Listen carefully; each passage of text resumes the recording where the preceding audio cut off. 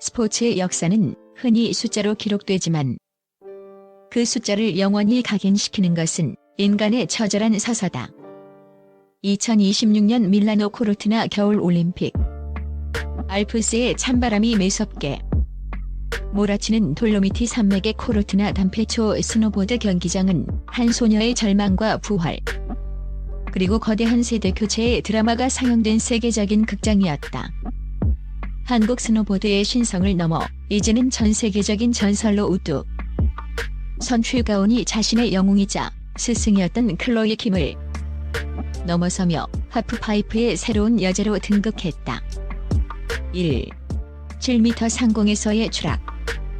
얼어붙은 알프스와 숨죽인 전세계 스노보드 하프파이프는 거대한 방한통형 벽을 타고 비상하여 공중에서 회전과 묘기를 선보이는 종목이다. 선수들은 건물 3층 높이에 달하는 22피트 상공으로 비상한다. 이 아찔한 높이에서 단 1도의 착지 오차나 찰나에 집중력 흐트러짐은 곧장 치명적인 사고로 직결된다. 1차 시기, 최가온은 전 세계의 기대를 한 몸에 받으며 힘차게 파이프를 박차고 올라갔다. 이날 최가온에게 닥친 시련은 유난히도 잔인했다. 하지만 공중에서 회전축이 미세하게 뒤틀렸고 무방비 상태로 차가운 얼음 바닥에 머리를 부딪히며 추락했다. 7m 높이에서 자유 낙하한 뒤 들려온 둔탁한 파열음. 그녀가 설면에 고꾸라지자 경기장을 가득 메웠던 1만여 관중의 환호성은 순식간에 비명 섞인 정적으로 변했다. 중계 화면에 잡힌 한국 코치진은 머리를 감싸쥐며 절망했고 의료진이 급히 투입되는 긴박한 상황 속에서 중계석에서는 최악의 시나리오라는 탄식이 터져나왔다. 간신히 몸을 일으킨 그녀의 눈에는 고통과 공포가 서려 있었다. 이어진 2차 시기에서도 그 트라우마는 그림자처럼 그녀를 따라다녔다. 한 번 무너진 심리는 쉽게 회복되지 않았고 점프 높이는 눈에 띄게 낮아졌다.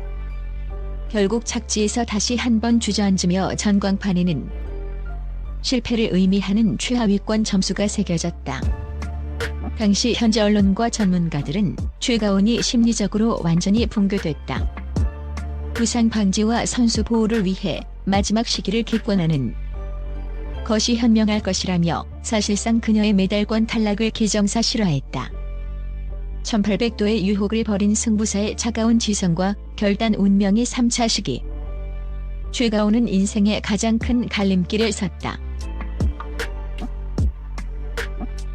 2. 그녀가 이번 올림픽을 위해 소년간 여자 선수로서는 신의 영역이라 불리는 1800도 회전이었다.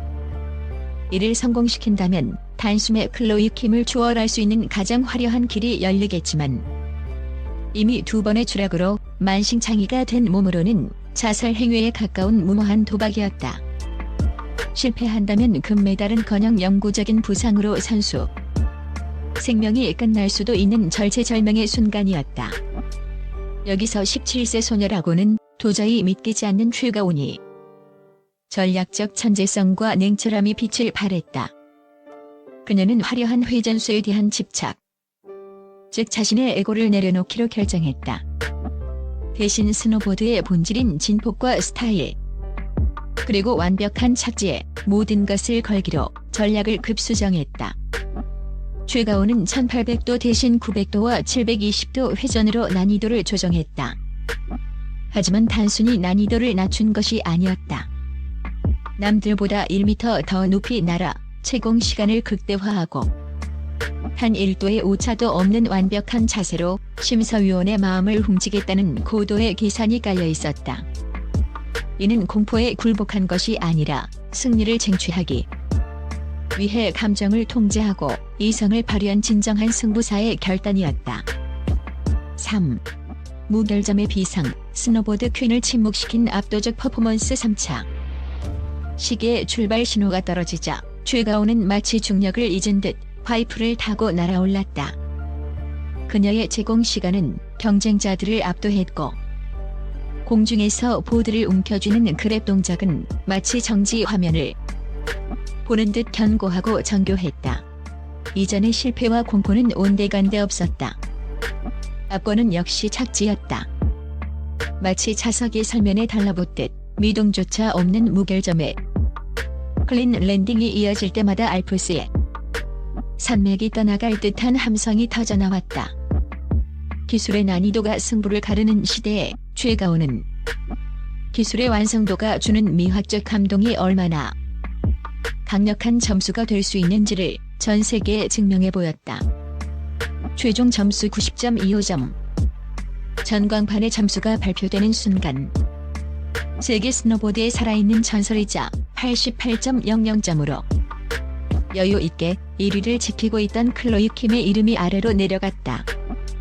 BBC와 CNN 등 외신들은 일제히 긴급 속보로 한국 소녀가 알프스에서 마법을 부렸다.